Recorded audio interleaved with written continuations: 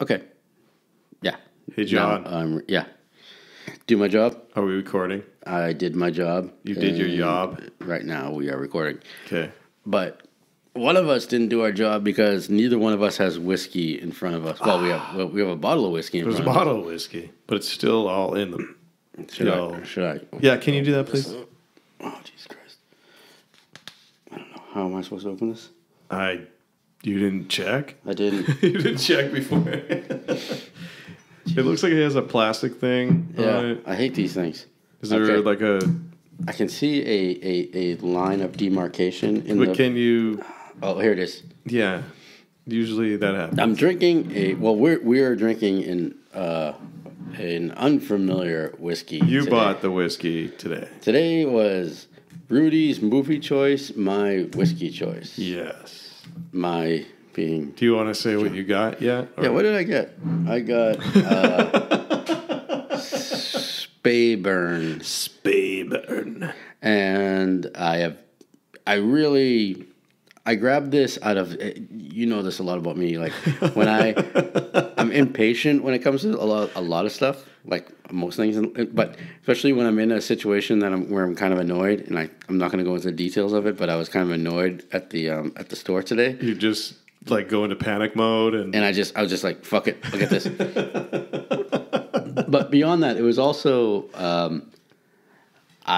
this is a Speyside whiskey. Yes.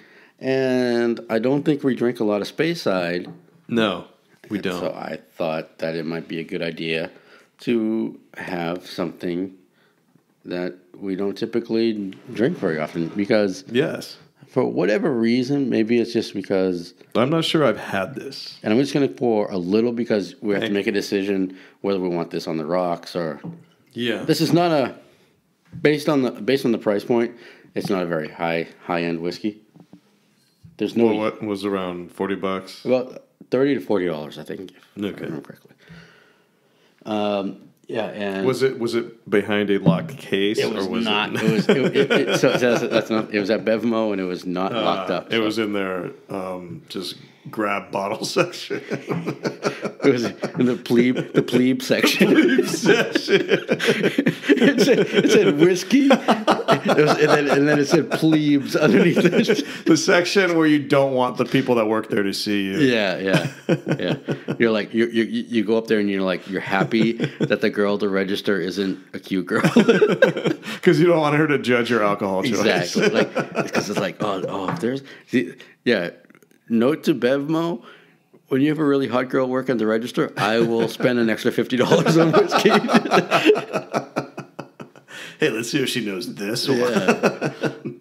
And then it's so disappointing when you go buy an expensive bottle of whiskey and they don't comment on it. It's like, God damn it. What am I buying this for? I just spent $120 on this. She didn't even mention it. So did you just take your first sip? Yes, I did.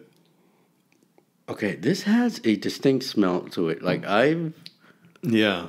What is that the Speyside smell? I don't know.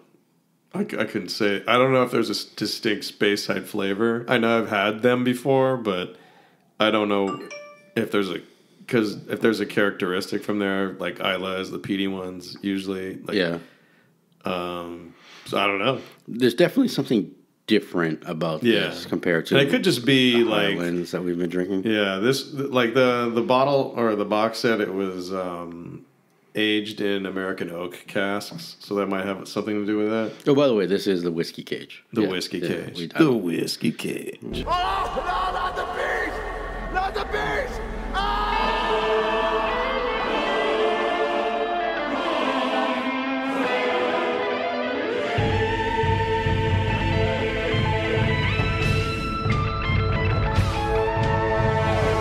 Going to detain a blighter for enjoying his whiskey. How to get burned? How to get burned? How to get burned? How to get burned? You bitches! Take it easy with my cat! You bitches! We watch Nicolas Cage movies, will slightly inebriated, and then discuss them out. We went four plus minutes without mentioning the name of it. It is Whiskey Cage. And we did watch a Cage movie. We'll discuss that shortly. But we did want to mention that we were drinking a new whiskey. Well, new whiskey for us. For us. I'm pretty sure I've never had this whiskey before. I don't think I've had it either. And I've had a couple of sips of it. I don't dislike it. It's nothing remarkable. But I actually have a remark for it. Oh, it's sweet to me. Is it? Yeah, it feels very like vanilla and Now that you mention it, I can taste the vanilla. Yeah. Not trying to like nerd out on the tasting notes too much. I think that's not a bad thing though. So I'm gonna go ahead and guess that maybe this is something that we would drink on the rocks. Right? Well, I'd like to see how it is on the rocks because it would probably mellow the sweetness out a little bit and have it be more like of a chill. Yeah, I like to try it on the rocks next. Right, because we're both drinking neat at the time, and which I think if you're trying a new whiskey or new, is there an age statement on this one? There isn't. Okay. So, because it feels, which means it was probably made 3 months ago. It feels very light and like mellow and light. Not mellow is not the right word. It's like I don't know. I'm not good at this shit. It feels like sweet, light, kind of grassy a little bit, but vanilla in there. Again, I think we've discussed this in previous podcasts. I know we've discussed this in our non-podcast life. I like it. It's good. Yeah, I don't know how to describe taste. You are the Helen Keller of taste. Right, exactly. I'm going to have T-shirts made. Where you're on your hands and knees with one hand held up. And, just sorry. I don't think that's necessary. But yes, because after you mention it, like the vanilla thing, I'm like, oh yeah, that's the taste that I didn't. Honey, I feel like a little bit of honey in there. So maybe this could be like one of those like therapeutic whiskeys. This is the first time I've ever said these kinds of things before to another human being or the other 20 to 30 people that are listening to this. I said what kinds of things? Like these kind of tasting note type of things. Oh, okay. In depth. Well, this is the Whiskey Cage, so I guess we can do that. That's why I listen. Okay, Helen. So do you like it? I like it. Yes, but I do think that a little bit of either a splash of water or maybe a little bit of ice. I'd like to try it with a splash of water to mellow out that. I'm going to do that. That sweetness, actually, because I'm not. I'm a grown ass man, so I don't like super sweet shit. You want some? I'm just gonna wait for the ice to come for the next one. And so, do you want to at least mention what the movie was that we watched this week? Yeah, we watched. Well, this is this is going to be an interesting discussion. It's on its own. The name of the movie in its listing on most of the services or whatever that is called Bad Lieutenant 2 Bad Lieutenant Port of Call, New Orleans. Yes. But the title of the movie in the actual movie is The Bad Lieutenant. I think it's still Port of Call, New Orleans. New Orleans. Yeah. Okay. The Bad Lieutenant. Yeah. You want me to get wet on account of you? Hey, man, I got on Swiss cotton underpants. Recognition of his leadership and tenacity, Lieutenant Terence McDonagh. Still having problems with your back? You taking medication for it? Only what the doctor prescribes. Who are you? I'm Dave, the guy you robbed. To make it right, you gotta come up with $50,000. Don't make me look for you, Terrence. What are these iguanas doing on my coffee table? There ain't no iguana. Yeah, there are. There ain't no iguana. Shoot him again. What? Fool. His soul's still dancing. And the reason why there's some issue with this is that, so this movie came out in 2009, I believe, right? And I don't know. There is a movie from 1992 called Bad Lieutenant starring Harvey Keitel, which is one of his one of the movies that people to watch for Harvey Keitel, right? I saw that movie, and it is. I mean, as a person who is not an actor and has no interest in acting, like that dude acted the shit out of it. It's like. I think we've discussed before. Like, I don't really care about like the whole like Oscar. We don't care about like Oscars and shit like that. Like, I never watched. I can't remember the last time I've even watched that. But if he didn't get nominated for an Oscar for that movie, that's like ridiculous, right? That's more example of like why that whole thing is just it's just bullshit. Like, I watched that movie, and he plays one of the most tortured.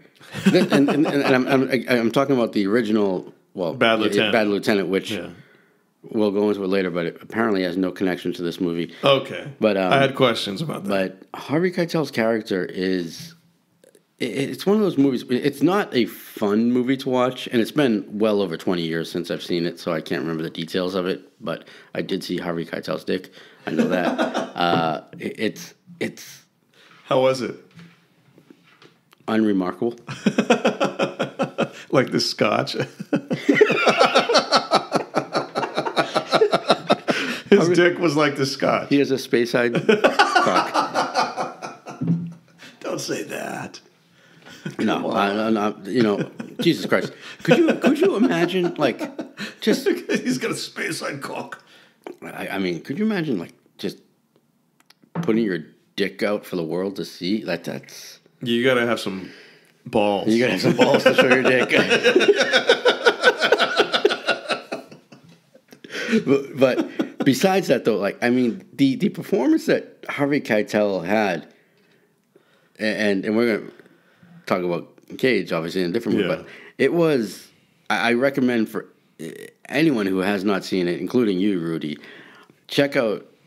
Because I have not seen that movie yet. It's been on my list for a long time. It's and like I said, it's not a fun movie to watch. That's why I haven't seen it yet, because I know about that part of it. But and if this movie's any indication of that movie, then it isn't, because apparently there's no connection. But so there's no connection. That's interesting to me. I'm going off pure memory, which after 2.5 hours of drinking is probably not the best memory. I'm pretty sure I recall there were some issues where, so this movie is directed by Werner Herzog. Werner Herzog, the documentary guy. Super fucking respected. Grizzly man guy. Also volcano guy in the Mandalorian. Yeah. I need Baby Yoda for his blood, please. Bring your people. What is this? Your people are known to be honorable. Okay, so I recall seeing something. You know, there was an issue with, like, the director or producer of the original movie. Tried to I don't know through massive shit. I think there was a lot. I think there was a lawsuit involved, and what I recall, which I was kind of surprised to hear, Werner Herzog saying that he had never heard about the first movie. He didn't know existed. So how did he get involved in this one? Well, I have no idea. but apparently, from his point of view, what he said is that this is a completely original movie, no connection to the 1992 film. That's interesting. And but there are striking similarities. There's a few things that are very similar. Okay, because I had a question about that for you, since you had seen the first one. Okay, but I'm gonna put this out right away. It's been over 20 years since I've seen the original movie, so I don't know. There's a couple of things that I do remember about the movie, because there are some scenes that have just stuck with me for 20 years because it was one of those movies, like Harvey Keitel's dick. I did see that. But how was it? Okay, we talked about this already. Was he circumcised? I didn't You didn't notice? This was back in the VHS days, so you know. So it was really kind of fuzzy. You couldn't tell. It was, I didn't get. It wasn't 1080p. You can probably get the Blu-ray now. It wasn't 4K. Okay. My question was: Yes. Is in the later part of the movie, is Nicolas Cage doing a Harvey Keitel impression? I don't think so. Okay. I didn't get that. Because we both noticed that it seemed like he was doing something different than later in the movie than in the beginning of the movie, right? Yes, and I think that, I'm going to go ahead and say, so this is. So I was wondering, is that him trying to channel Harvey Keitel or no? Because I hadn't seen the first movie. I don't feel that at all. Okay. And if they're not related, then that makes sense. Yeah. Okay. And you know, like I said, it's been a while since I've seen it. This movie is kind of gritty, but the original one, because it was made in 1992 and it was kind of a low budget, it's very gritty from what I recall. Okay. And this one, I think you mentioned several times that it kind of felt like a 90s movie. And I think that's... It had that look, and the way it was directed was like that. Yeah, and it doesn't have that glossy Hollywood movie. Even though it was made in 2009, right? I think it was 2009. But I want to mention this, though. I think that of the movies that we've seen so far, this is the 6th episode of The Whiskey Cage. I think that this is Cage's best effort. He really? Yes. Please. Please expound. First of all, he was, for the most part, pretty subtle in this movie. You think so? Yeah, I can see. Okay. He didn't have his moments, where we use the term caged caging up. it up. Yeah. And he did it. He definitely caged it up in a couple of points. But it was pretty subdued, I think. Yeah, I thought he did a good job. Really good job, actually. I thought he did. And, you know, we mentioned that he had a point where, like, he was... You thought he was channeling Harvey Keitel. Well, I wasn't sure because I hadn't seen the first movie, but it seemed like he was doing... It seemed like he was doing his... I don't know. It seemed like he was doing an interpretation of something. Well, I don't know. At some point, yes, his voice, his inflection, like his tone changed. And I thought that was more of just. And we haven't discussed the actual story. Do you want again? We always fuck up about this. Like, do we want to give a synopsis of the film?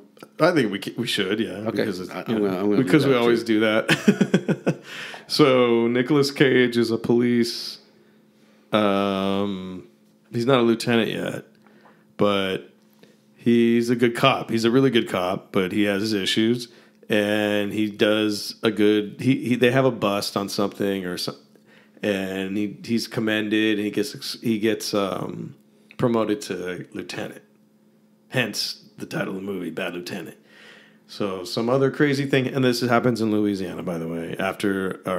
Is this right after Hurricane Katrina? I think it's supposed to take. Oh, the opening scene is The opening scene takes place right after Katrina, within the days. That's why And sorry, but I'm going to interrupt your synopsis.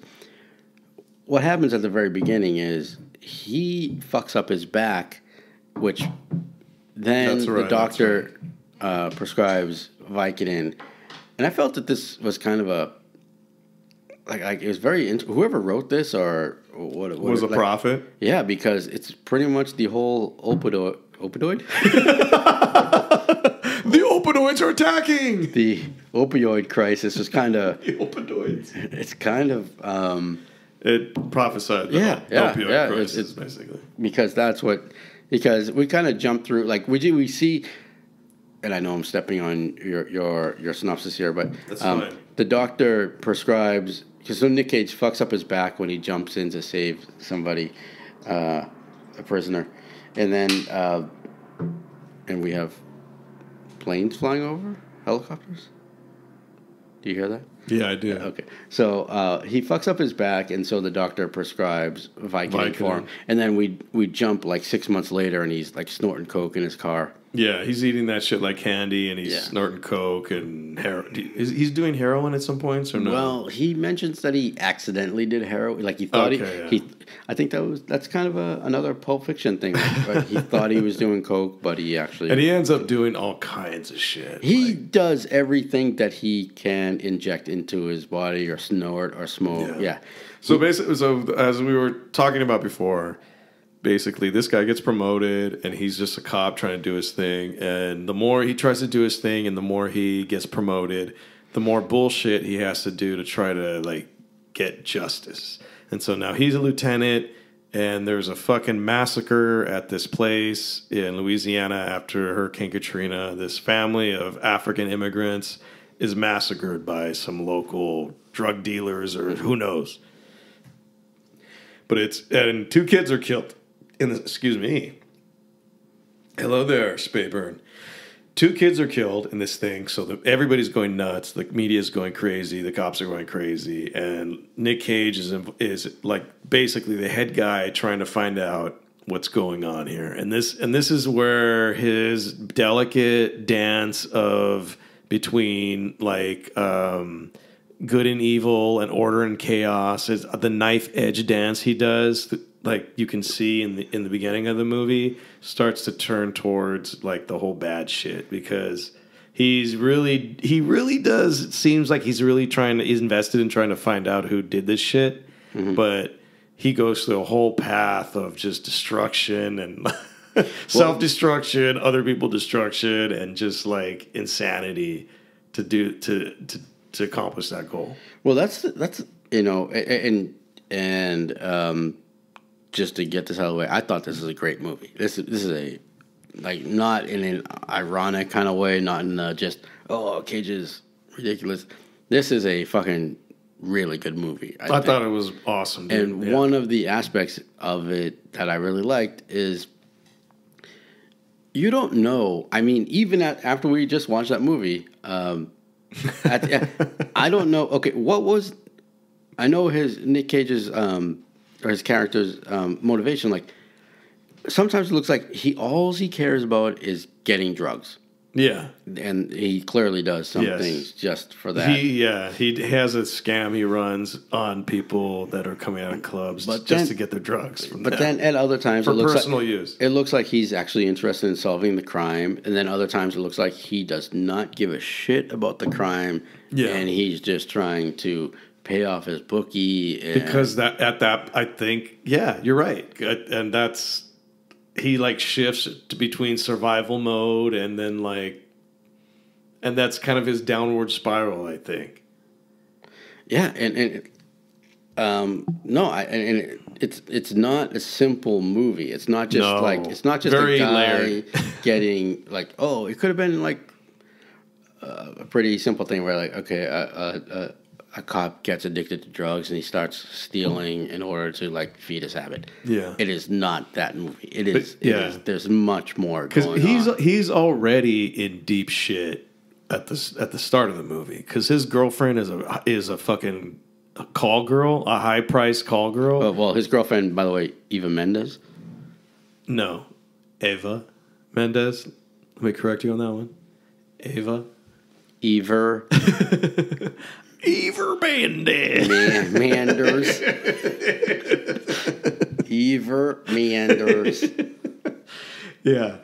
And she's a high-priced call girl, and that's we his don't know girlfriend. If she's probably high-priced. Yeah, dude. Yeah, obviously she is, because And by the way, I was trying to shake my glass, but there's no ice in it. I would like to have another whiskey. You should have another whiskey. But I want some ice, so I'm gonna go. Are you gonna get the sphere? Rudy, yes. You're gonna sphere it up. Take it over. You got your basketball Jones going on. You're gonna sphere it up. Basketball Jones. You can narrate this. I am narrating. Big John is getting. You don't like Johnny, so I got. So Big John then. No. You can just call me John. Big John getting some whiskey. So John's getting whiskey. No, ice. Getting the ice sphere, putting it in his glass. Let's see, it's too frozen. Oh, you're such a... Hey, I didn't say anything. you've discussed this. He's having trouble getting the globe of ice out of the mold. So he's in the kitchen using emergency tools to eject the ice out of the mold and into the glass for the purpose of drinking whiskey with it. Please note that I'm refilling it. He's refilling it immediately so he can maintain his feeling of superiority over those who may not refill it as immediate. There's only one person who doesn't do The cat. that. The cat's actually pretty good about it. She refills that shit all the time. Well, she's an alcoholic. Yeah, my 14-year-old cat is an alcoholic. We need to discuss that. What's her drink of choice? Gin? I'm trying to think of some funny Some old lady cat thing. liquor? I don't know. I have nothing. But can you hand me the bottle of Speyburn? Speyburn. It's yummy, right? Braden. It tastes kind of desserty. Braden Brock. Are you doing that right? Probably not. Yeah. Who cares? Like as a person of Irish heritage. Well, first of all, this is Scottish, but I can't do an Irish accent. I can't do a fucking Scottish accent. It's funny that even though both of those accents suck, you could do a Scottish one better than your Irish one. I probably heard more. Sean Connery. And I went through a point of watching Scottish movies. So. Oh yeah, that's right. Like what's that? Shallow Grave. What's that? Train Spotting. Yeah. Did you like the second one, right? I did. A lot of people didn't. I thought Trainspotting 2 was actually... I haven't seen it yet. Quite good. There is one scene in it that makes the entire movie worth watching. So, so it's Danny Boyle is the guy who directs both those. I like that guy. He did 28 Days Later. And Sunshine. Fucking Sunshine. Really That's a great movie, underrated. Dude. I own that on Blu-ray. Yes, you do. Okay, so maybe we should get back to this movie because this movie actually has a lot to talk about. But Sunshine has your girl Michelle Yeoh, the yo-yo. Yeah. I don't think that is yoing it up. No. I'm not going with yo-yo. Okay. That's probably good. Okay, let's go. Okay. Have we discussed? Okay, because Okay. Yeah. What I would like to do is just get the general idea of the movie out of the way because I think I was trying to give the, and then I know I interrupted you. You interrupted me, but also you were doing a terrible job of it. So. Okay. So do you want to take over? Nic Cage is a cop who gets addicted. You just search this on your fucking tablet. No, I'm looking at my notes here, and I'm like, so he's a cop who gets addicted to drugs through his doctor's prescription of Vicodin, as we mentioned earlier, and we thought this was kind of an opioid crisis predictor, basically, or the writer. But he already is a drug user. He's doing coke already. Really? I think so. I don't think so. No, not yet. So that was a question I had, and because I thought he was getting coke for his prostitute chick, and I thought they were doing bumps of it. So because he was always like on the move, like a mover and a shaker, and we the don't police know because force. we first see him. He just okay. So this is actually I took a note about this. Okay. He mentions at the beginning of the movie he's like his chick got him these expensive underwear. Yeah, was it Swedish cotton or something? Something like that. But we don't know at that point is his girlfriend Eva Mendez or is it somebody else? But so You would assume it was Eva Mendes. Well, see. God damn it, Eva Mendes. See, here's my white guy racist point of view. Is that and I thought that like as maybe Werner Herzog's Germanality coming out. Just Germanality. Yeah. Nic Cage, his girlfriend, pre-drug addiction, was not Eva Mendes. He hooked up with her after he became a drug addict, I thought. It's never stated. It's never showed anywhere, but do you think he seemed like a nice guy cop? Like he jumped into the water to save that guy. Yeah. Was he dating a prostitute at that time? I don't think so. Well, I think he started dating her after he became a drug addict. Okay, let's dissect it. If we're gonna do this, then let's dissect this, because that is the scene where he gets diagnosed with the fucked up back happens shortly after he jumps into right after. Shortly after. Yeah. What do you mean shortly after? He jumps in the water and then shortly, not necessarily like the hour next, but maybe like the next day or two. Well, anyway, in the movie, it's the next scene. He jumps in the water. It is the next scene. And he jumps in the water. Bang, he's in the. It happens right after. Office. Okay. Yes. Yeah. So, and then after that, he's with Eva Mendes. So how do you separate the fact that, there's time, there's not enough time in between there because it happens like right after, doesn't it? No, because after he's at the doctor, and then they immediately jump to 6 months later. It showed on the movie 6 months later. Is that what happened? Yeah. Okay. You might have missed that part. Maybe. But yeah, it shows 6 months later, he's doing coke in his car. And then the first time they show any type of girlfriend is when he's with Eva. So he gets hooked on Vicodin, and then 6 months later, he's doing coke in his car. Yeah. And then he has a prostitute girlfriend. Yeah. Okay, that makes sense. So my guess is that pre-Vicodin, pre-coke, he was not okay guy. He was not dating a toot. Okay. Yeah. That makes sense. And I think it's a little bit racist that, he gets hooked on drugs and now he has a Latina girlfriend. I think that's racist. In the South, in Louisiana. I think are there a lot of Latinas in that area? By the modern day standards of filmmaking and societal norms, yes, that's racist. It's pretty racist. So yeah, okay, so that makes more sense. That does make sense, but in the overall, arc of the movie, it kind of doesn't really matter because he's a piece of shit. He's a piece of shit. He becomes a piece of shit, but kind of is not at the end. Yeah. Right? No, but I thought, I thought, okay, so, because I mentioned to you at one point in the movie, does Eva, I didn't call her Eva at that point, I called her Eva, but does Eva Mendes only play prostitutes and drug addicts? And you said no.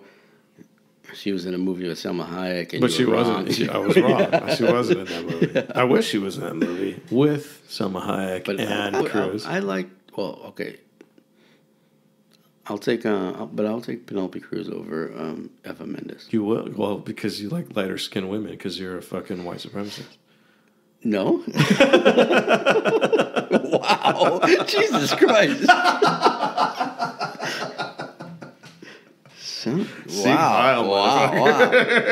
Wow. And, hey, we're joking here. We're all friends. We're all friends. Joking. And I'll do my best to remain politically correct. Why? It's because Penelope Cruz has better boobs. How dare you? Ryan Gosling will punch you in the face. Yeah, dude. well, I will. He will be like, I will duck 2 inches. He will look at you with he will look. He will look at you with his soft, caring eyes, and then he'll be like, "Eric, why'd you say that?" And he'll be like, "Ryan, I didn't mean it. I was just jealous. I just wanted to hurt you." and then he'll punch you, and then you'll be like, God, I deserve it. I actually made a note. Eva Mendez really shows what a push-up bra can do.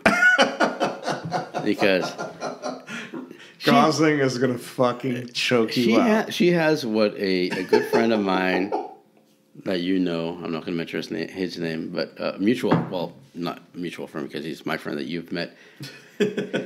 She has what he would describe as flapjack boobies. Oh, no. Really? Dude, check her out. Flapjacks. Like that's really without having hard evidence. Kind of looks like it. But there's a scene in that movie where she's wearing a push-up bra, and it's like, oh my god, it looks like she has cleavage. That woman has no cleavage. I'm sorry. Yeah, no, you're right. You're right. She looks. Hey, you're right. She looks like a '70s, hot '70s like cocaine chick, like to me. Really? Like, yeah. Okay. She would have been perfect as like Scarface's girlfriend. Yeah. And don't get me wrong, Ryan Gosling, I know you're listening. Yes, she's beautiful. Ryan, yeah. I have nothing to do with this. I think she's fucking gorgeous. Good for you. I think we should go have some drinks sometime. Watch a football game or something. Baseball. Oh, he's Canadian, right? We watch hockey. We can watch hockey. Watch some hockey with him. Yeah. Yeah, but and I'll help you beat up Johnny over here. Do not call me Johnny. Jesus Christ. You deserve it after that. Disparaging Eva Mendes. I spoke the truth. Okay, so yeah. So he goes down. Okay, so a family gets murdered and he has to solve the fucking thing. Mm-hmm. And he goes down this dark fucking spiral of basically a Nine Inch Nails song of terrible shit to try to solve this case. And he ends up solving it, but he has to do a whole lot of terrible shit. Is he doing it on purpose, or does it just happen to... Because there were some scenes along the way where we both thought he was going insane. Or like he was really... This wasn't happening in the reality of the movie. It was happening in his head, right? And I still wonder, like... Yeah, me too. Like, the end of that movie, was it because it was too good for him? Yeah. So... Because he starts hallucinating pretty... He sees iguanas. He starts seeing iguana. Yeah. By the way, okay. I can't believe we haven't discussed this yet. Yeah. Fucking Val Kilmer is in this movie. And that's the reason why we watched this movie. Because I saw that Val Kilmer was in it. I was like, we're watching this movie. Oh, yeah. Nic Cage and Val Kilmer? Jesus Christ. Just a little bit of insight to how we're doing things lately. The way... Each week, we each pick a movie. And what... I think this is the first week we did this where we don't tell each other what movie we're going to watch. Yeah, so it's a surprise. This week was Rudy's movie, and we sat down to watch it. And I saw the title, and I was like, "Motherfucker!" That was the movie that I picked for next week. Which was very interesting, I thought. Well. Yeah, we're both fans of Werner Herzog, and I think that guy. I think as soon as we both found out that Nic Cage did a Werner Herzog movie, we wanted to watch that. Have you seen Grizzly Man? Yes, you have. I think I have. How have we not talked about this? Well, because Nic Cage was not in it. I think Sean Penn has something to do with it, or did he do? No. I don't. Maybe I don't know. But the actual dude that was actually out there, that movie. Werner Herzog got that guy's tapes and put his shit together and chronicled. That was Werner Herzog movie? I believe it was. Yeah, that movie. I'm pretty sure. Well, I don't want to. Can you look that up? Because I don't want to be wrong about that. I'm not going to look it up right now because I'm looking at my notes too much. No, I'm pretty damn sure that's a Werner Herzog. Where that guy who goes out into the Alaskan wilderness and communes with grizzly bears, basically. And he took his girlfriend out there one winter, and shit got little crazy. Spoiler alert, they got eaten by fucking grizzly bears. And you can hear the audio on YouTube if you want to. It's not great. It's not good. It's probably not the best you've heard. It's pretty horrific. Without knowing for sure, I'm gonna go ahead and say at least 700 metal bands have used that. Like they've like written some fucking just dropped C-sharp tuned music and I mean, it sounds a man is being eaten alive by a giant I don't know, 900-pound grizzly bear or something, like probably more than that. I don't know. Giant ass grizzly, like he's being eaten alive, and you can hear him screaming while that is happening, and I think you can hear his girlfriend watching. She's hitting the grizzly bear on the head with a frying pan, trying to get. This is taking a dark turn. Oh, Jesus Christ! Watch it, yeah, because Werner Herzog does a great job. I believe if it's not him, I sound like a completely drunk idiot, like saying if it's not him, but yeah, it's him. He does a great job putting this whole thing together and showing you this. Because this guy, like, as crazy as he is and as much of an idiot as he is, he does have some really cool experiences out there. You're talking about the Grizzly Man. The Grizzly Man, yeah. He really has some really cool footage and he has some experiences out there with animals. Like, but he ends up paying for it with his life and his girlfriend's life, so...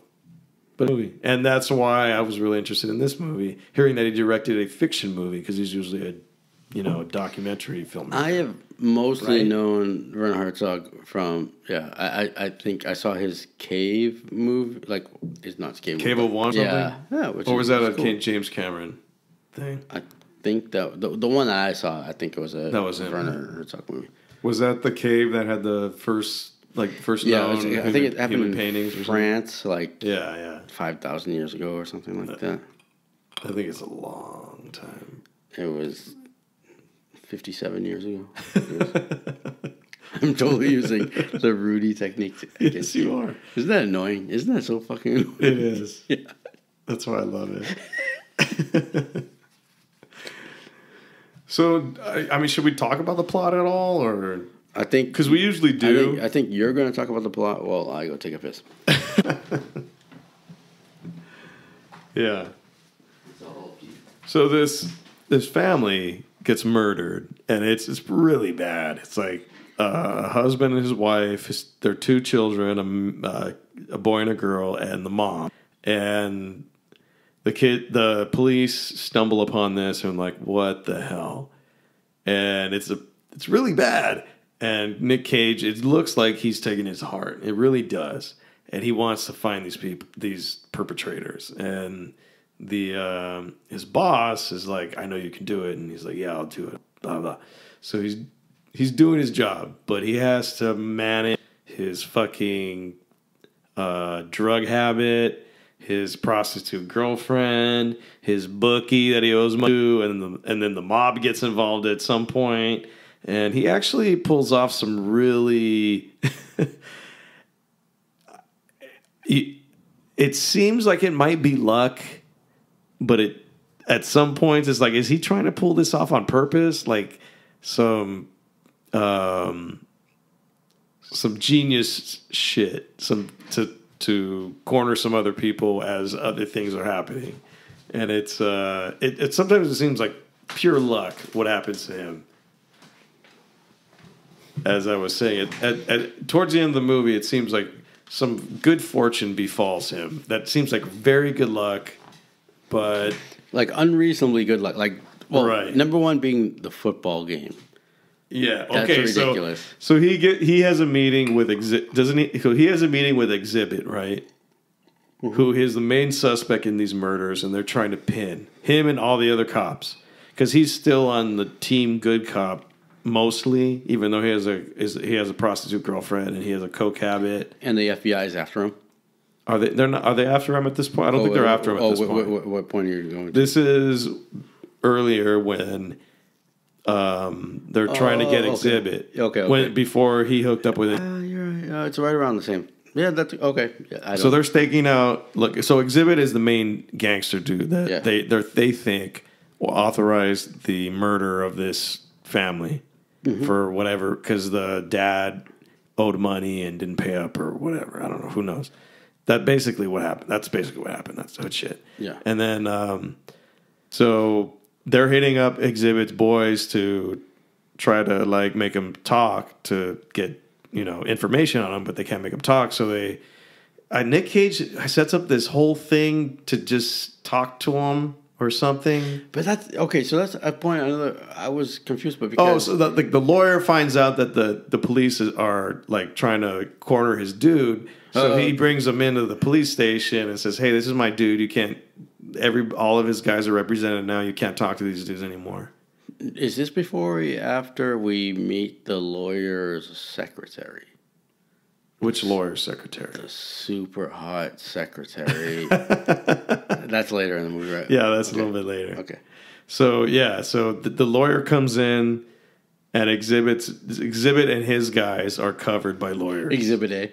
Exhibit A, yeah. So that's when Cage goes really dirty to get like dirt on these guys, because he knows these guys are the ones that are perpetrated the murder. Yeah.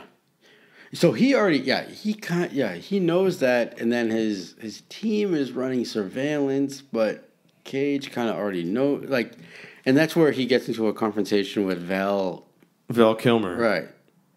But he gets dirty with so he kind of goes cowboy with all this shit because he's a lieutenant and he kind of sets up the surveillance and all that shit, and then he comes in and gets involved and it kind of takes over and does his own shit to get his information and manipulate the things he wants to do, right? Yeah, basically. I think so. And then at one point, because he's deep in with his bookie right now, and his girlfriend didn't satisfy some Italian dude that has connections, so now he wants his money back. Yeah. And since Nic Cage's girlfriend is a prostitute, he kind of has to eat it and be like, okay, well, if my girlfriend didn't suck your dick well enough, I guess we have to pay you $50,000 now. Seems excessive. Yeah, kind of excessive, yeah. But he kind of, I don't know, it seems like, because at some point, that guy and Exhibit's guys, like, they meet up at some point in the movie, and Nic Cage is there.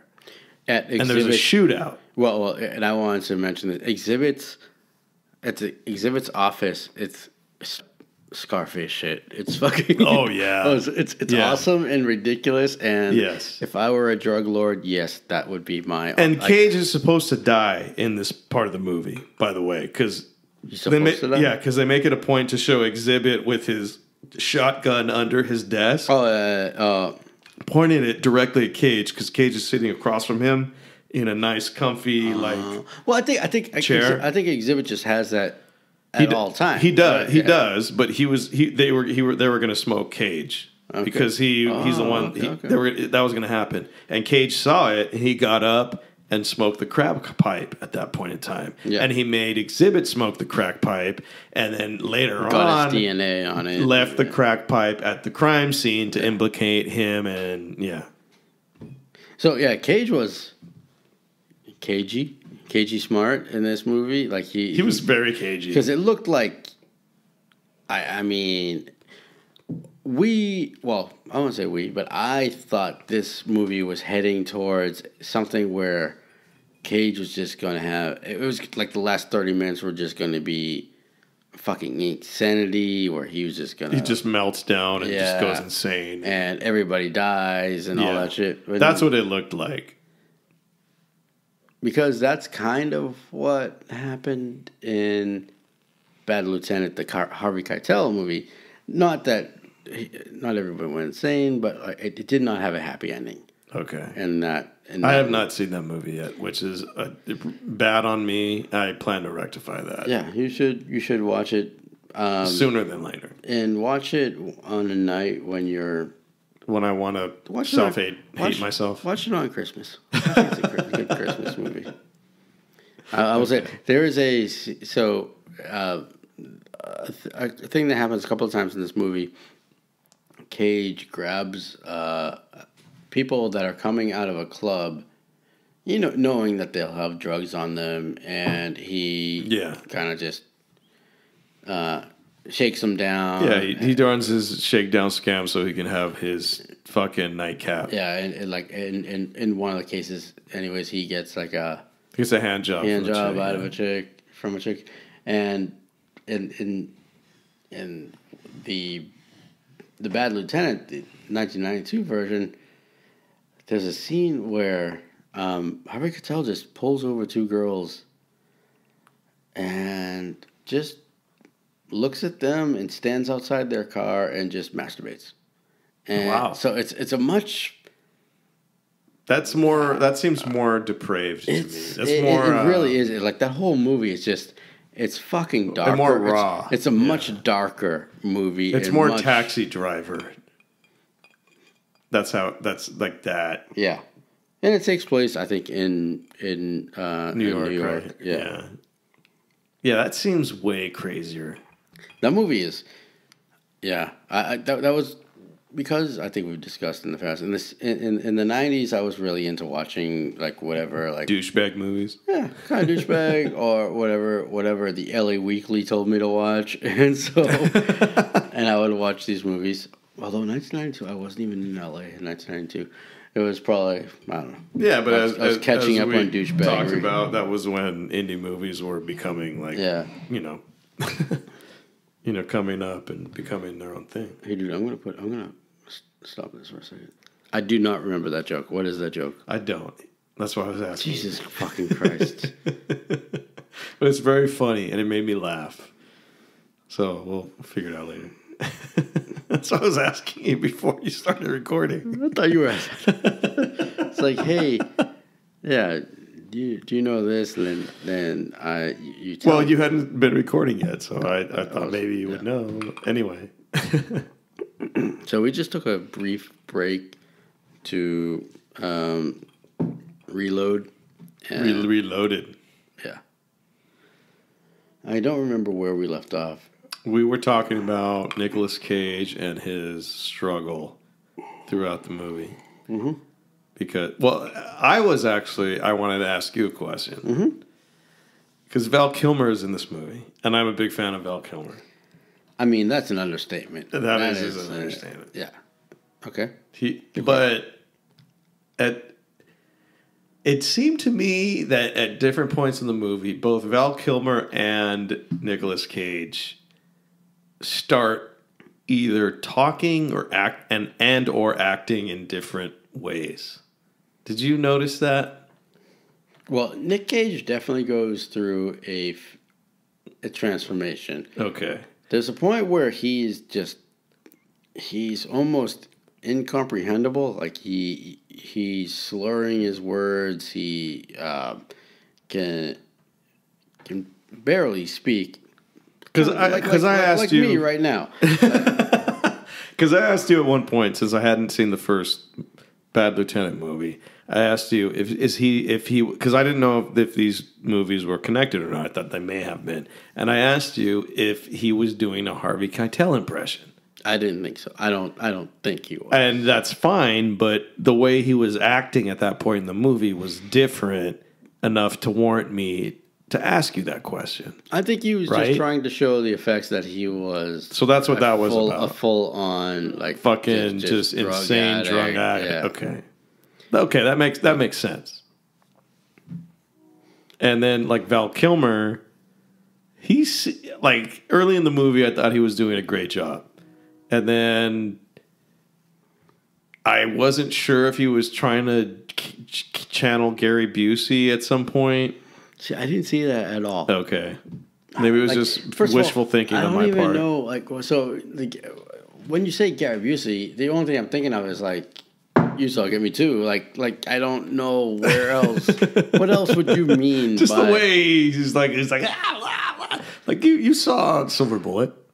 Yeah, right. I didn't see Val like his crazy. I didn't see Val Kilmer doing. Well, not as okay. I thought Val Kilmer was pretty. So it's just subdued in this. So it's basically wishful thinking on my part.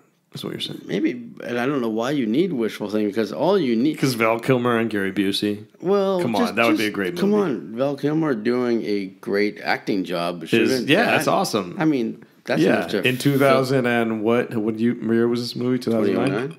That's enough to... Val Kilmer in 2009, yes. And he did not look like a... He did not look like a gigantic fat guy. He looked decent, right? He was chubby. Chubby. He was not the Iceman. No, he definitely not the Iceman. Yeah. Really good hair for a man in his probably mid-40s at that point. But yeah, his... What did you think about him? He was wearing a suit the entire time that we saw him. What did you think about him in this movie? I thought Val Kilmer did a fucking great job. He did a great job, right? And I mean, besides him, movie had a really good cast. Yeah. Besides Nic Cage, Eva Mendes was awesome. Eva Mendes, she was really Kilmer. One of our favorites, Michael Shannon, is in a very small role, but that guy's fucking awesome, dude. That guy is really good. He's so uncomfortable in everything. He's really good at it. And because every scene he's in, I feel like everybody could die right now. I don't know what's gonna happen with that guy. And then I think his name is Shea Wigham. He was another guy. He was the brother of Steve Buscemi in Boardwalk Empire. Oh, that guy. Yeah. He's in that. He's pretty funny in this movie. He plays a hey man douchebag. Total douchebag. Yeah, but a good job as a douchebag. It's a fucking solid cast, dude. This movie. You know who else did a good job that I thought?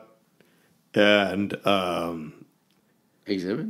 Exhibit really did a good job. Actually, yeah. Exhibit did a great job. Yeah, and his homies were his crew were obviously actors, and he was a guy who was not an actor; he was a musician. But he did a really good job in this movie. I'm sorry, did you say musician?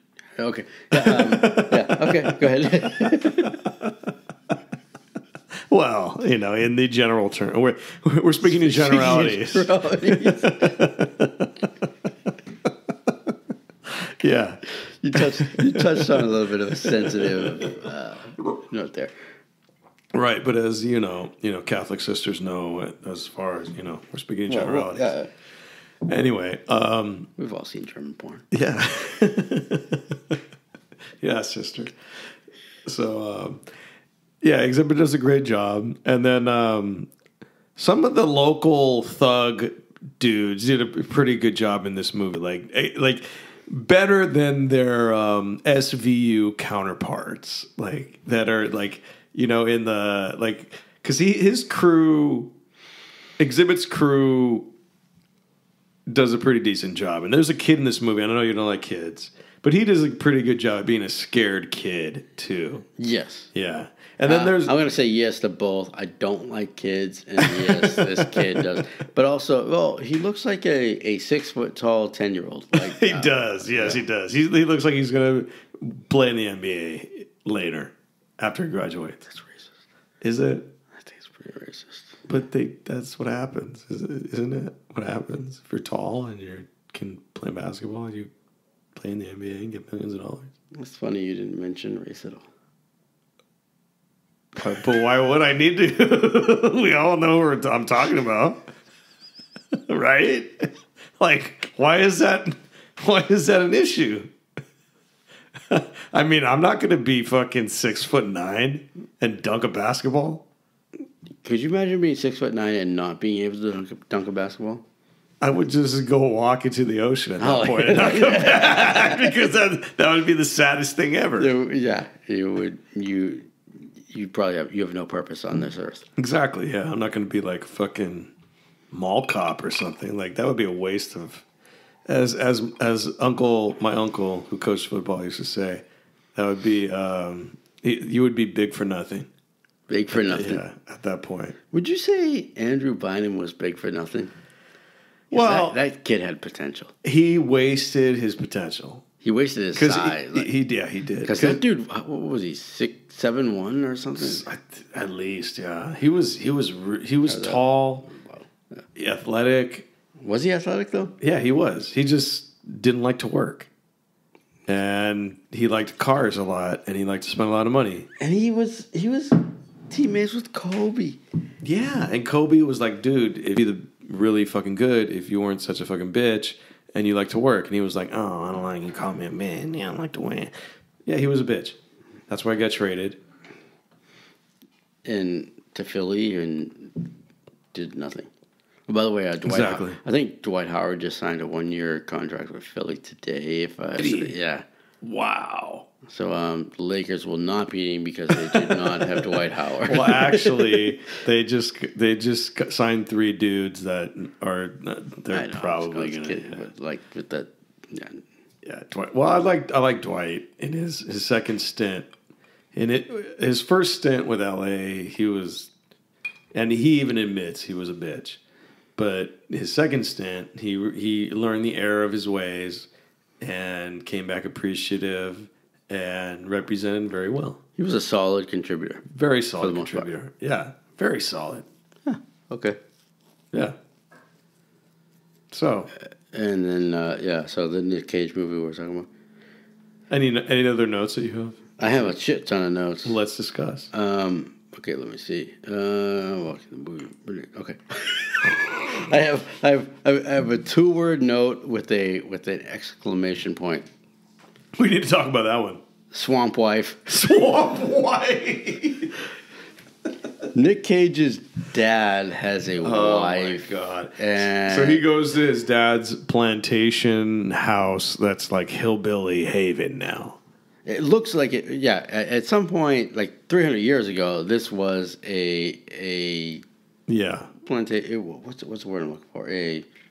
Not a mansion, but a God damn it, a manor house, plantation house. Anyways, one of those. It was a really nice house. There were slaves, basically there. It was a really nice house, and but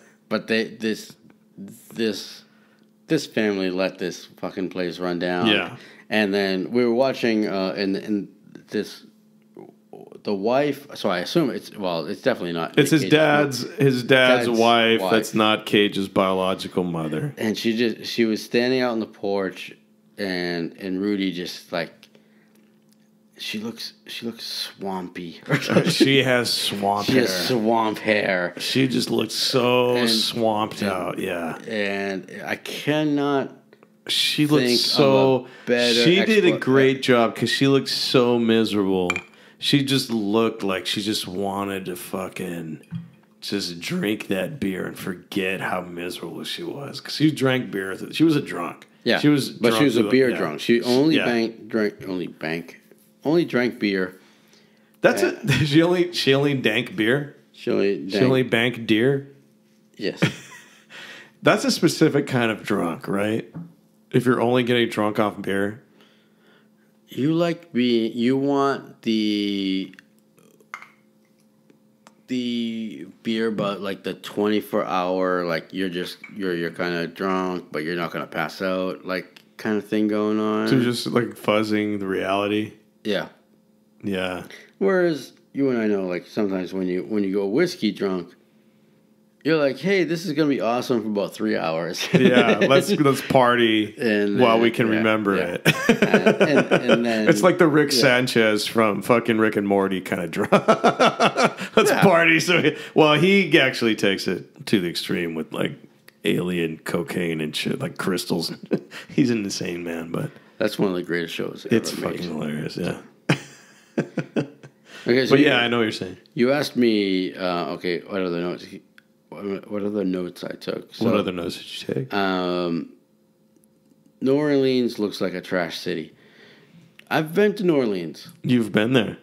I know this movie took place right after Katrina, and I went there in like 2011, 2012. When did Katrina take place? Do you know? 2004. So this was like the epic time after. Yeah. And also, I did not spend a significant amount of time in New Orleans. I would fly in there and then drive to business, right? To another city, right? And but if you only knew New Orleans from this movie, you would think it is a trash town from the world of Trashland. Yeah. You would think you were in an episode of a True Detective the whole time, because that's what it looked like. It was just trash, yeah. I mean, they didn't show any party stuff, and it's fine, they don't need to do that, but they made it a point to show how kind of decrepit the city was after the hurricane. I think is that what it's kind of, that's what it seemed to me. I think that's that's definitely what. I mean, they didn't show Drew Brees with the Saints at all. Nothing of the Superdome. Yeah, it's true. Even though that was a big point of the whole, they were a big part of that city at that point, was like the whole spirit of the city. Like, that's why the NFL fixed the Super Bowl that year to get them. Because who was in that Super Bowl? Can you remind us? I don't know. Yeah. Yeah. No, the Saints Alones won pretty soon after that, right? The Saints did win. Oh yeah. Yeah, they did. Because Drew Brees is a great quarterback. He really is. He is. Like I'm making it sound sarcastic, like I'm being like a sarcastic. Yeah, because Tom Brady never bought a Super Bowl. You shut your whore mouth. I'm looking at my other notes. Okay, so let's see. What do you got next? Medallion. Oh, medallions. The medallion? Yeah, the medallion. Iguanas. Okay, iguanas. Here's something that, and I don't want to. Yeah, this is such a stupid thing. Okay, well, lay it on me. All right, so come on. We both have acknowledged that Werner Herzog is a fucking fantastic director, right?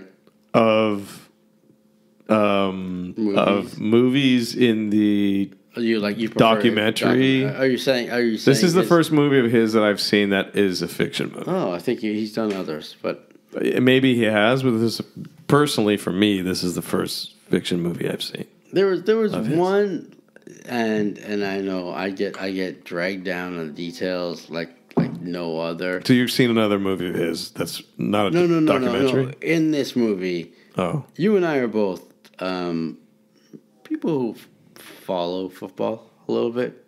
Professional or college? Or both? Both. Yes. And we have maybe some knowledge of it. Yeah. And the dude who Nic Cage was going to pay off to, like, throw the game. Okay, yeah. so first of all, you said he didn't look like an athlete. No. I would have given him a pass if they said he was a defensive end or something like that, or a tackle. But like in the movie, he was supposed to be a running back, and the dude was no way. He just did not look like a running back. He did not whatsoever. So the note I took that was like Werner Herzog obviously pays attention to detail, but he obviously doesn't know much about American football. Because that guy did not look like a running back at all. Yeah, not at all. No. Yeah, so a little bit of a filler on the casting. But, like, I mean, that's a minor detail. A very minor detail in a movie of minor details that you didn't notice the other minor details. I'm sure, like, if a cop watched this movie, they would point out 1,000 other things. That, like, cop? Well, because it was a cop movie. Oh, yeah. So, like, they would, like, a cop would know, like, oh, you can't do this, you can't do that. Like, what we noticed was like, oh, the running back doesn't look like a running back. Yeah, but what would McConaughey notice in, like, Interstellar? I have no idea what you're trying to ask me. Like, what mistakes would he notice in that movie? What?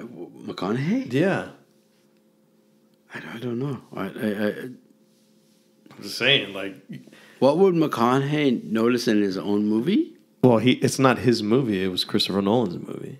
But if he were to watch it and say, you know what, I would have done this different, or I think no one fucked up here. Like, what would you think he would... Because that's a subjective thing you're saying.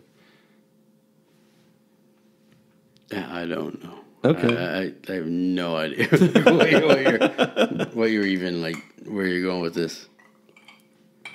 Oh, but I did want to mention one thing. Okay, yeah. Sorry. I know I'm just dismissing your... That's fine. Your thing that you're trying to... It's totally fine. If you want to carry on with it... No, that's fine. I just didn't get it. It's fine. What are you going to say? I was going to say it. It might be better. It can't be worse. No, it can't. The music in this movie.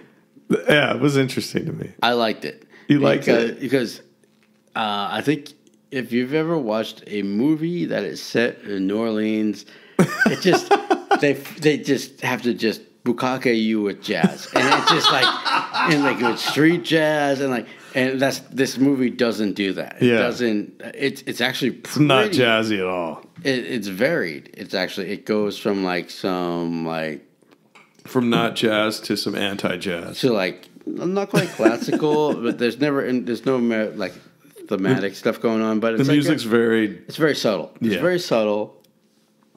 There's one scene I think where they had some jazz music playing, but I think it's because they're in a club or they're at a bar or something like that. Yeah. But besides that, the score, I didn't even pay attention to who did the music for this. Some dude. But it seems like music that they had heard that like this would fit, and then they made a score around it, or maybe they were inspired. Like I'm just talking off my ass right here, but it seemed like the music, some of the music, it seemed familiar, like I'd heard it. Really? Oh, because I didn't get that feeling at all. No, not like I knew the songs or anything. Just like, oh yeah, this sounds like kind of this type of shit. But it wasn't just that. They had different types of feelings and music in there. It wasn't just one type of music. To me, it felt like he threw in different types of stuff in there depending on the scene.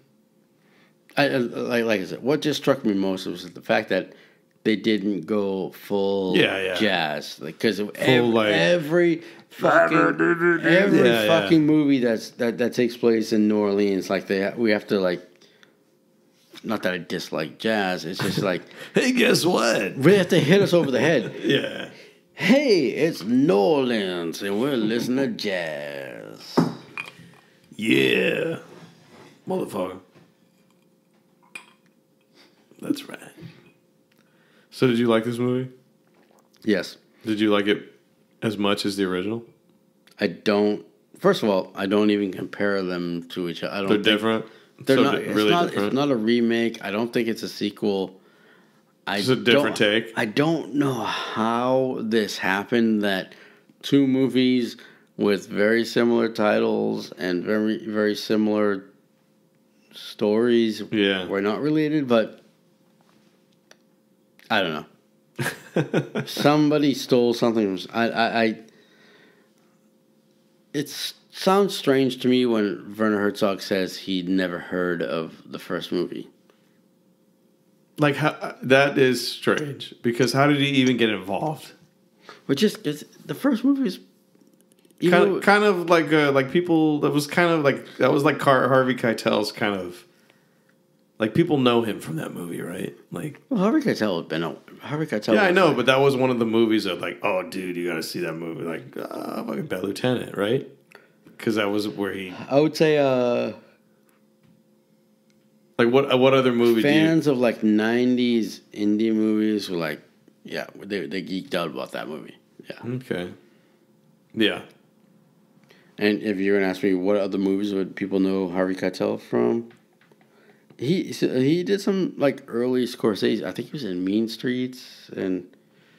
Right. Okay. Keitel's like, he's a well respected like actor, and he's, of course, yeah. What I'm saying is that like that's a movie where he is the dude in the movie, and that's like his fucking piece to like do his thing in, basically. Like that's his thing, to do whatever he wants. Yeah, you said at some point you thought of Keitel as like kind of a side actor. He's not like the main dude, right? At least in the movies that you've that seen. I had seen him in, but like admittedly, that wasn't a lot. Those like mostly fucking Tarantino movies. It's gonna be okay. Exactly. Yeah. That's why I was interested in the first one. And so when I heard about this one and then Nic Cage was in it, I was like, oh, shit.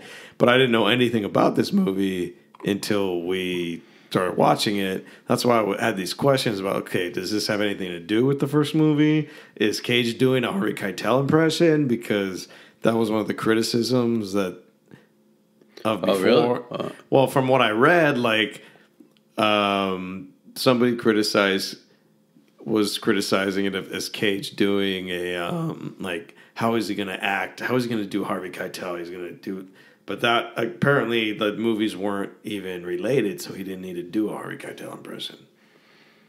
I didn't think you was doing a Harvey Keitel. I didn't know either. I was just asking because there was criticism, but who knows? But criticism. But apparently not, because those movies were not related. And I liked Cage doing his thing in this movie. Like, I think he kind of overdid it with some of the shit towards the end. What do you think? No, I thought Cage actually was fucking fantastic in this movie. Did you like the whole like, I'm the walrus type shit? He was supposed to be on crack and every other drug that ever existed. So, like. Yeah, okay. The idea of him overdoing it, I don't even think that's possible because I think he was, because for the other part of the movie where, well, at the beginning where he's not completely addicted to drugs, he's subtle until that moment where he has the issue with the pharmacist. But I thought that was justified. I thought he did a great job to a certain extent. Yeah, I thought he did. He did a job where it wasn't like overdoing it at all. Yeah, it was like he fucking killed it in that scene because I was so angry just watching that pharmacist. I was too on the phone. I was like, I wanted to do what he did in that movie. Yeah. Like you're waiting for your prescription, and she was just clearly having a personal call. Yeah. You know something? People like that should be called out. And that's what he did. Yeah. And he's a bad lieutenant, and he didn't get arrested. Unfortunately, for the rest of us, if we did that, we'd be arrested. We would be arrested. Yeah. And I think that movie was a little exaggerated in the way, you've been on the phone for 40 minutes and blah, blah, blah. But we've all been in situations where it's like someone is supposed to be doing customer service and they're just fucking... They don't give a fuck. They're fucking around. Yeah. And then like you're just sitting there waiting like, what the fuck? We've both been to Japan and you don't deal with that. You don't. No. Like you go and you... you get your business taken care of. Yeah. They take care of you. There's no dilly-dallying. No dilly-dallying. The dillies is not dallying at all over there. It's not put up with. No.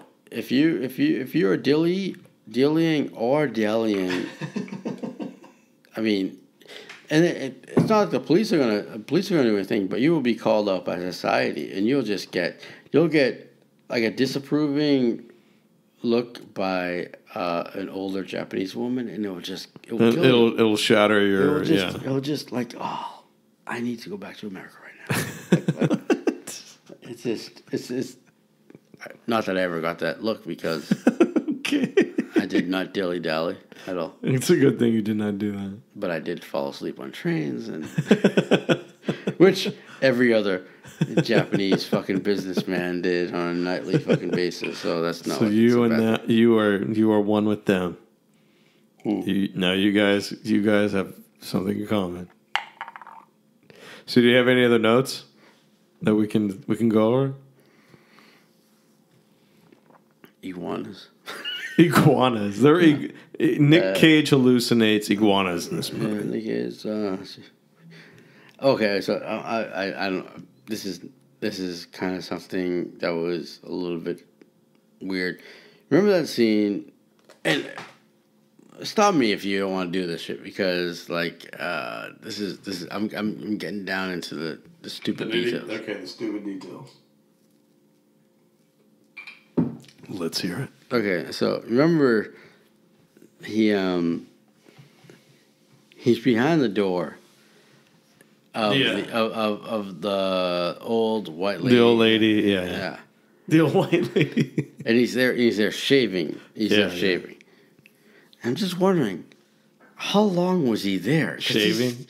How did they not hear him? He's standing there, like, and he's been there waiting for, like, how often do they go in that room? Yeah. Like, was he there for days, or like, why was he shaving? Like, That's a good question, because he could have just been shaving for effect when they close the door. It could have been just 3 minutes. It could have been just... Yeah, he could have been waiting there for 10 minutes because he knew that the lady was coming, so he went in there and just waited.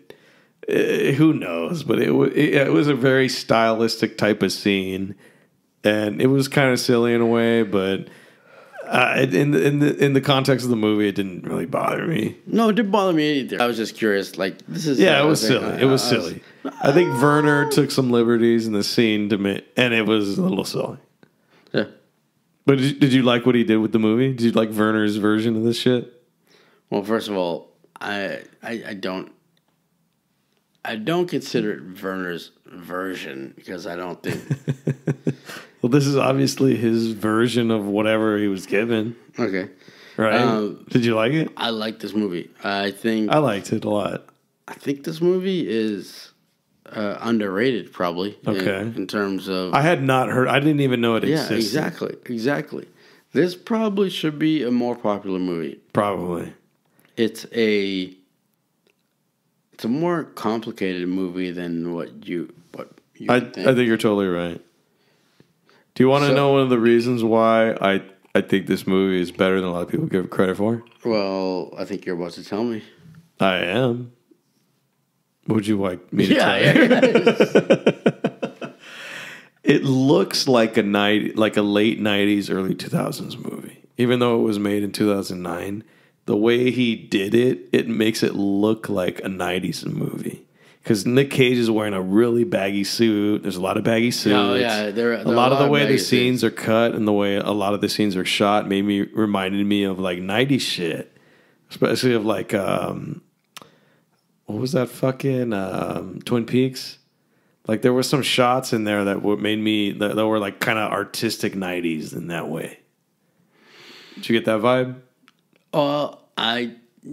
Like the last scene where they're the fucking the aquarium, that was really that I think there were a couple of points where I mentioned to you, it looked like a 90s grunge video. That too. Like that. Yeah.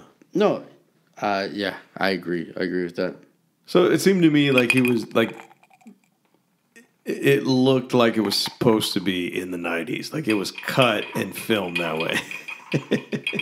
Are you requesting more whiskey? That jangling of the eyes means that I am... This is dangerous because I am pouring whiskey into your glass that's enough. as you are holding it over the thing that we are plugged into right now. The audio interface. Yeah. And if for some reason you drop something... You know, one of the things I pay... this thing... That thing. Solid fucking... Hail Bezos. Hail Sweetwater on that one. That's, if you for any of your musical audio needs, podcasting people, check out sweetwater.com. Do it.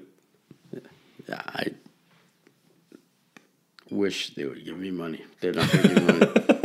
What? No, Sweetwater is it's basically, I don't know. It's like it's Amazon for musical equipment. Yeah, Amazon for musics. Yeah.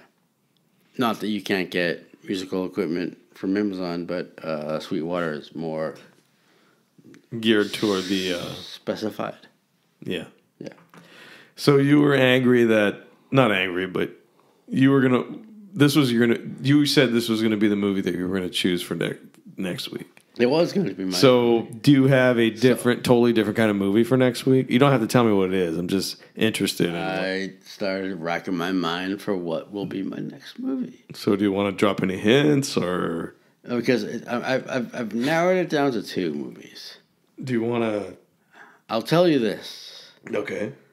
Neither one of them will be as good as this movie. I'm strangely excited. Well, how many movies did Nic Cage do that are better than this movie? Not many.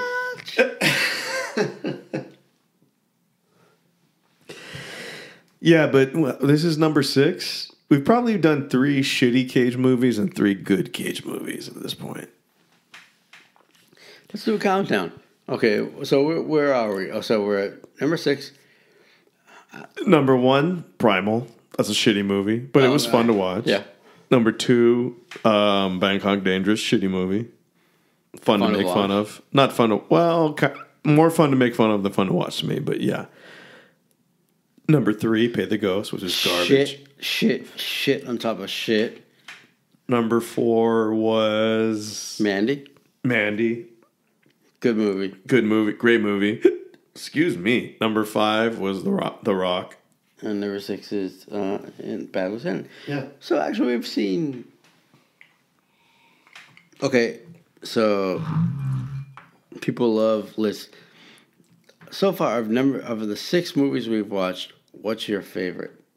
Not just... I can't say that. Yes, you can. No. Yes, I can't because I don't do that shit. They're the 3 good Cage movies we've seen are totally different kinds of movies, and even the shitty ones I like for stupid reasons. Because I like Primal for stupid reasons. Rudy, if you had to watch one movie one more time right now, what would it be?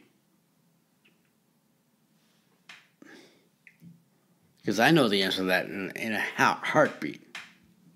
So what's the movie? It would be between Mandy and The Rock.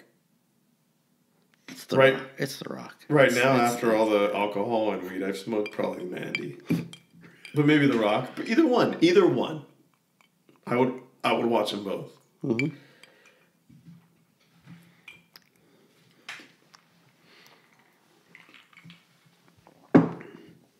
Yeah. That's why I have the hiccups. Excuse me. We're just going to check my final notes. I think we covered everything. Medallions, we covered that. We covered medallions. Nic Cage says something about Eazy-E at some point in the movie, right?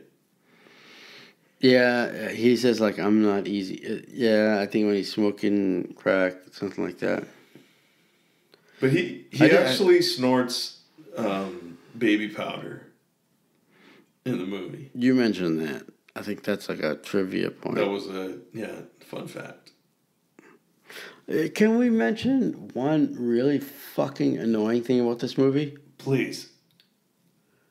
We could not watch this movie without ads. No, we couldn't. We were willing to pay for it. Hey, what the fuck? I'll pay for it. Yeah, but we couldn't do it because they wouldn't let us. They wanted us to watch it with the ads. We tried. I wanted to just rent it without no ads, but didn't let us. So if you want to watch the movie, it's available with ads on Amazon Prime, on Vudu, on Tubi, I believe, and a couple other ones. Do you have a Tubi? I do not have a Tubi account. What the hell is Tubi? Tubi's a thing. I don't know. What is it though? Is there? I have no idea what it is. Should I tube it up? I don't think you should tube it up. I think you should look into it. Because I have don't tube it up. 5 fucking subscription. The only reason why I have Disney is for the fucking Mandalorian. New Mandalorian that you have not watched yet. Today, episode 4? I think it's 4, yeah. I watched 3. Season 2, episode 4. I watched 3. I thought, did they come on Sunday or Saturday? When the hell did they come out? I I thought it was Sunday, but when I've been reading reviews of episodes that happened before Sunday, so maybe it's Saturday. Okay. I think we should check right now.